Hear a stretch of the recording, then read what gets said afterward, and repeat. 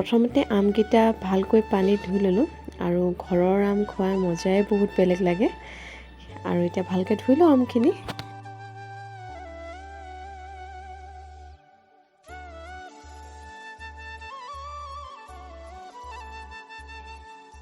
ভালকৈ পানী জুবুৰিয়াই জুবুৰিয়াই আমখিনি ধুই ল'লোঁ আৰু এতিয়া ধুনীয়াকৈ কাটি লওঁ।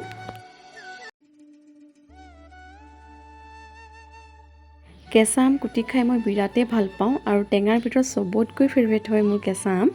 যেতিয়া স্কুলত পঢ়ি আছিলোঁ তেতিয়া আমি ফ্ৰেণ্ডৰ লগত কথা পাতোঁ যে আজি তই আম নিবি, কোনোবা এজনে কটাৰী, কোনোবা এজনে নিমখ জলকীয়া এনেকৈ ভাগ কৰি লৈ যাওঁ। আৰু যেতিয়া টিফিন টাইম হয় তেতিয়া একেলগে বহি কুটি পেলাই খাওঁ। আজিও সেই দিনবোৰ মিছ কৰোঁ। আমি স্কুল বুলিয়েই নহয় কলেজতো খাইছিলোঁ। আৰু আমখিনি এবাৰ ধুইছিলোঁ যদিও বাকলিখিনি গুচোৱাৰ পাছতো এবাৰ ধুই দিছোঁ, কাৰণ আমত এটা আঠা থাকে, সেয়েহে এবাৰ ধুই দিছোঁ। সেই আঠাটো খাব নালাগে, সেইকাৰণে এবাৰ ধুই দিলোঁ। তাৰপিছত এতিয়া কুটি ল'ম ধুনীয়াকৈ।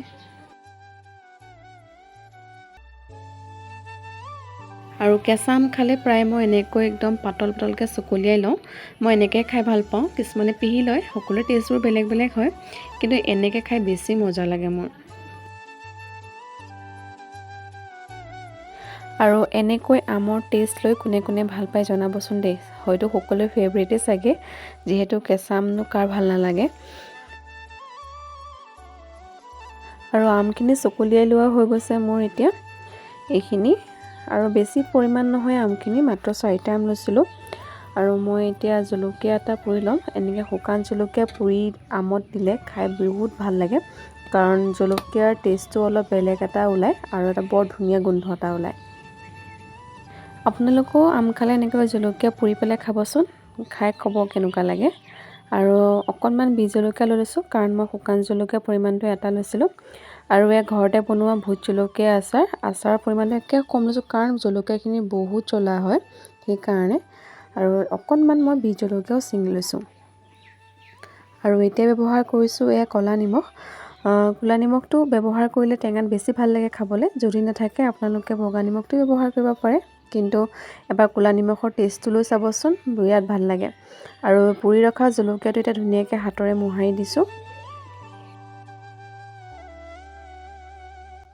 এতিয়া সকলোখিনি ধুনীয়াকৈ সানি লৈছোঁ এবাৰ। যিহেতু মোৰ আমৰ পৰিমাণখিনি কম, সেইটো হিচাপত মই জ্বলাখিনি ব্যৱহাৰ কৰিছোঁ। যদি আপোনালোকে জ্বলা খাই ইয়াতকৈ বেছি ভাল পায়, তেতিয়াহ'লে আপোনালোকে সোৱাদ অনুসৰি ব্যৱহাৰ কৰিব। আৰু এইখিনি ভালকৈ সানি লোৱা হৈ গ'ল। এতিয়া কলপাত এখনত ধুনীয়াকৈ এইখিনি উলিয়াই লৈছোঁ। সঁচাকৈ গোন্ধটোতে একদম জিভাৰ পানী পৰি গৈছে। একদম বিহ জলকীয়াৰ গোন্ধ, আচাৰৰ একদম ক'বই নালাগে আৰু। এতিয়া এনেকৈ খাই লওঁ। আপোনালোকে যদি এনেকৈ জুতি লৈ চোৱা নাই, তেতিয়াহ'লে কেঁচা আম যদি কুটে এনেধৰণৰ অলপ জুতি ব্যৱহাৰ কৰি খাবচোন, সঁচাকৈ বিৰাটেই টেষ্টি লাগে। আৰু আজিলৈ ভিডিঅ'টো ইমানখিনিতে সমাপ্ত কৰিছোঁ। যদি ভিডিঅ'টো চাই ভাল পালে লাইক, শ্বেয়াৰ এণ্ড ছাবস্ক্ৰাইব কৰি দিব।